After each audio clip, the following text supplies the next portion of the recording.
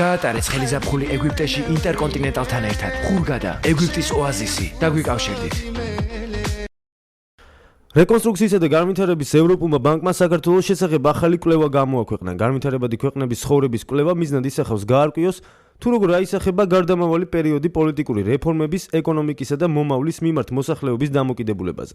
კვლევის ფარგლებში გამოიკითხა 29,000 პირი 28 ქვეყნიდან.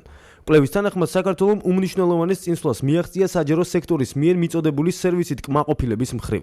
საქართველო ესტონეთის შემდეგ მეორე ადგილზეა გამოკითხულ ქვეყანათა შორის და სერვისით კმაყოფილების მხრივ მისი მონაცემები არ ჩამოუვარდება დასავლეთ ევროპულ მონაცემებს.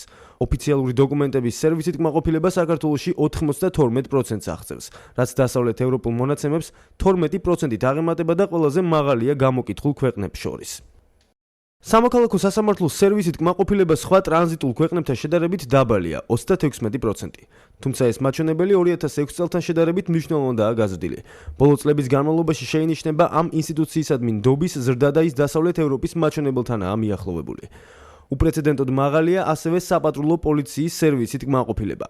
ეს მაჩვენებელი 2006 წლის შემდეგ 4%-ით გაიზარდა და 75%-ს შეადგენს. საქართველოს მოსახლეობის 78% აცხადებს, რომ ბოლო 4 წელიწადში კორუფციის დონემ დაიწია. ეს მონაცემი ყველაზე მაღალია გამოკითხულ ქვეყანათა შორის.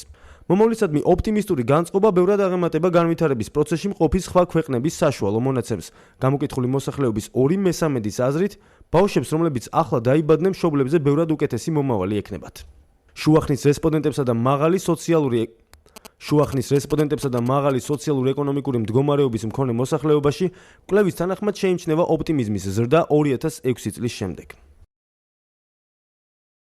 გაატარეთ ხელიზაფხული ეგვიპტეში ინტერკონტინენტალთან ერთად. ხურგადა, ეგვიპტის ოაზისი. დაგვიკავშირდით.